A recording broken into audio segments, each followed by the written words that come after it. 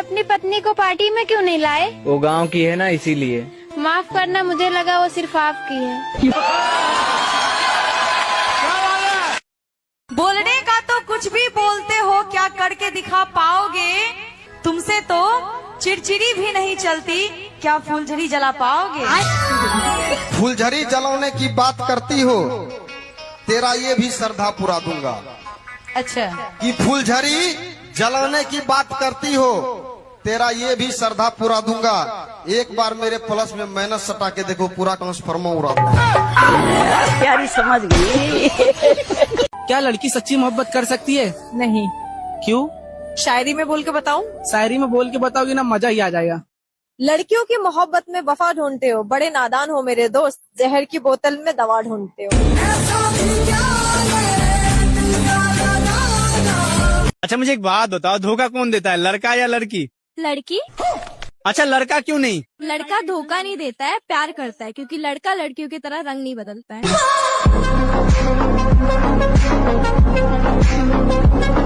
तुम छोड़ी सबका चक्कर में ना बर्बाद हो गया है। तुम्हारा मोहल्ला का लड़का सबको देखो अच्छा काम करके अपना बाप सबका छाती ऊंचा कर रहा है। जी हमारे मोहल्ला के लड़का सब अपने बाप के लिए जीता है, इसीलिए सब अपने बाप का छाती ऊंचा कर रहा है। लेकिन आप तो मेरे गर्लफ्रेंड हो, तो हम आपके लिए जीते हैं, इसीलिए पहले हम आपका छाती ऊंचा करेंगे।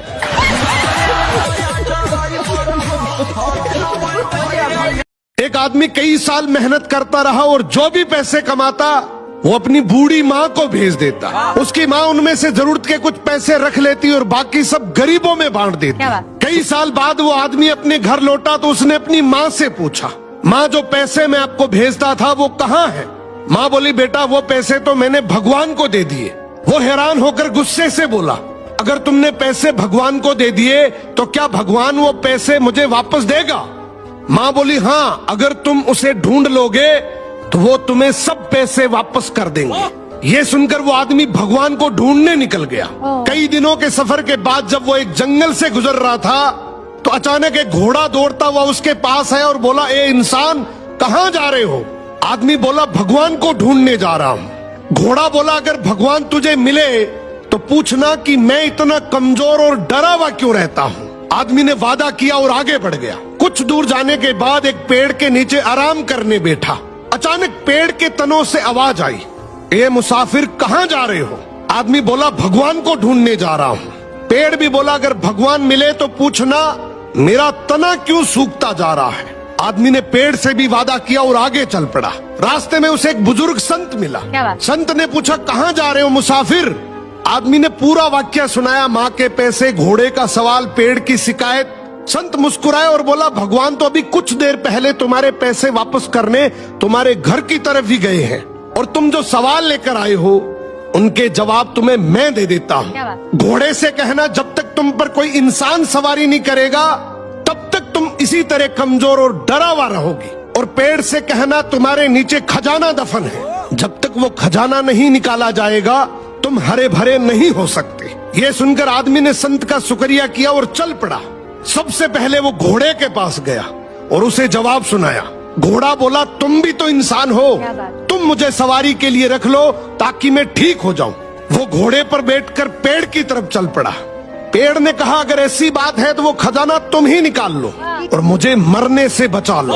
अब आदमी ने पेड़ की जड़ों में खुदाई की तो वहां से बहुत सारे सोने चांदी के सिक्के निकल आए।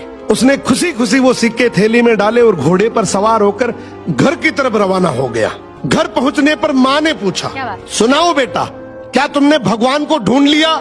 वो मुस्कुराया और बोला, हाँ माँ, मैंने भगवान को ढूंढ लिया और जो तुमने भगवान को दिया था उससे कई गुना ज्यादा उसने मुझे लौटा भी दिया। तो अगर जिंदगी में तुमने भगवान के नाम पर कुछ भी दिया है ना, यकीन मानो भगवान तुम्हें किसी भी बहाने से कई गुना वापस लौटाएगा। वाह वाह वाह। एक तो कितने बचेंगे? 80। 80 बचेंगे। 800 में से 0 हटाएंगे, 80 बचेंगे। नहीं, पता नहीं, आप बताओ। तुम एक बोतल लो, उसमें साफ पानी भरो, अब उसमें बस एक चुटकी भर मिट्टी डाल दो, फिर उस बोतल को बंद कर दो। अब देखो पानी गंदा हो गया ना। अब तुम चाहे उस बोतल को बाहर से कितना भी धो लो या फिर उसे किसी पवित्र नदी में डुबा लो, अंदर का पानी कभी साफ नहीं होगा। सेम यही बात इंसानों पर लागू होती है। तुम चाहे रोज मंदिर जाओ, गंगा में 100 डुबकी लगाओ या मस्जिद में सर झुकाओ, जब तक मन के अंदर की गंदगी नहीं निकालोगे तब तक चरित्र कभी साफ नहीं होगा। और हमेशा याद रखना, सच्ची पूजा बाहर नहीं अंदर की सफाई है। दुनिया का सबसे ताकतवर पक्षी बाज है, बावजूद इसके कौवा उसकी पीठ पर बैठकर उसकी गर्दन पर चोंच मारता रहता है, फिर भी बाज पलटकर जवाब नहीं देता। वो बस अपने पंख फैलाकर ऊंचाई की तरफ उड़ता रहता है। अब जैसे जैसे बाज ऊपर जाने लगता है, हवा के प्रेशर से कौवे के लिए सांस लेना भी मुश्किल हो जाता है और वो खुद ही नीचे गिर जाता है, क्योंकि उसकी औकात ही नहीं है इतनी ऊंचाई तक जाने की। पता है बाज कौवे को जवाब क्यों नहीं देता? क्योंकि वो लड़ाई में अपनी एनर्जी को वेस्ट नहीं करना चाहता। वो जानता है कि जिस ऊंचाई पे मैं जा रहा हूं वहां कौवे की औकात नहीं है। इसी तरीके से दुनिया भी कदम कदम पर तुम्हारी पीठ पर बैठकर चोंच मारेगी, तुम्हें तंग करेगी, मगर तुम्हें बाज की तरह सिर्फ उड़ान भरते रहना है, जवाब नहीं देना है। एक दिन वो खुद ही नीचे गिर जाएंगे।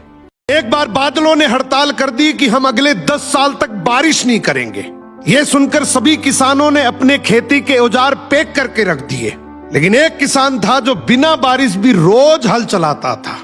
एक दिन बादल उसके पास से गुजरे और पूछा, अरे भाई, तुम बिना बारिश भी रोज हल क्यों चलाते हो? हमने तो हड़ताल कर रखी है। तो उस किसान ने एक बहुत सुंदर जवाब दिया। बोला, 10 साल बाद कहीं मैं हल चलाना ही ना भूल जाऊं, इसलिए मैं रोज हल चलाता हूं। यह सुनकर बादलों ने भी सोचा, कहीं 10 साल बाद हम भी बारिश करना ही ना भूल जाए। बादल तुरंत बरसने लगे और उस किसान की मेहनत रंग लाई। लेकिन जो किसान बारिश के इंतजार में अपने घर पे आराम से बैठे थे, वो हाथ मलते ही रह गए। सो सफलता उन्हीं को मिलती है जो विपरीत परिस्थिति में भी मेहनत करना नहीं छोड़ते। एक इंटरव्यू में रतन टाटा सर से किसी ने पूछा कि लाइफ में सफल होने का मूल मंत्र क्या है, तो उन्होंने एक सिंपल सी बात कही, अगर तुम्हें सिर्फ सफल होना है तो अकेले चलो, लेकिन अगर उससे भी आगे जाना है तो तुम एक ऐसे दोस्त के साथ चलो जिसके ऊपर तुम आंख बंद करके भरोसा कर सकते हो। इतिहास गवाह है, जब भी दो दोस्त मिलते हैं दुनिया बदल देते हैं।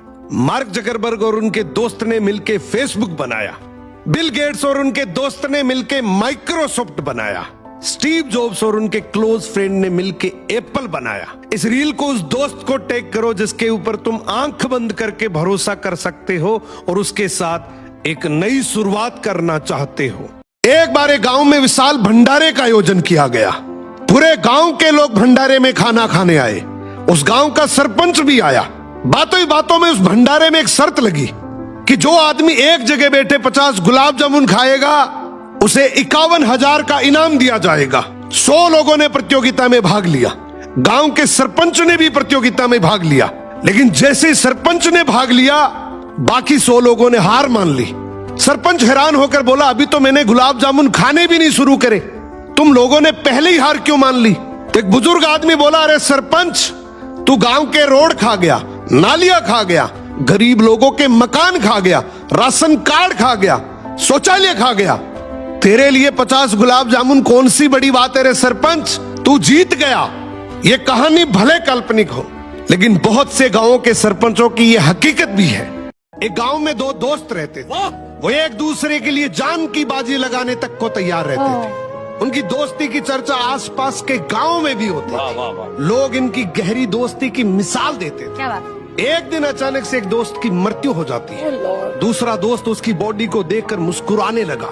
ये देखकर एक बुजुर्ग आदमी बोला, बेटा, किसी की मौत पर मुस्कुराया नहीं करते। लड़का बोला, क्या बताऊं बाबा, दिल तो खून के आंसू रो रहा है, लेकिन मैंने अपने दोस्त से वादा किया था कि हम जब भी मिलेंगे मुस्कुराते हुए मिलेंगे, और इसने भी मुझे एक कसम दे रखी थी कि अगर मैं मर भी जाऊं तो भी तुम मुस्कुराते हुए मेरे अंतिम संस्कार पर आना, क्योंकि उस दिन तेरे आंसू पोंछने के लिए मेरे हाथ नहीं होंगे। बुजुर्ग आदमी इस लड़के की बात सुनकर रोने लगा और कहने लगा कि मैंने बहुत दुनिया देखी, लेकिन तुम्हारे जैसा वफादार दोस्त मैंने आज तक नहीं देखा। कौन कहता है दोस्ती बर्बाद करती है? अगर साथ निभाने वाला सच्चा दोस्त मिल जाए तो दुनिया याद करती है। अगर आपकी भी जिंदगी में कोई एक ऐसा दोस्त है तो इस रील को उस दोस्त को जरूर टैग करना।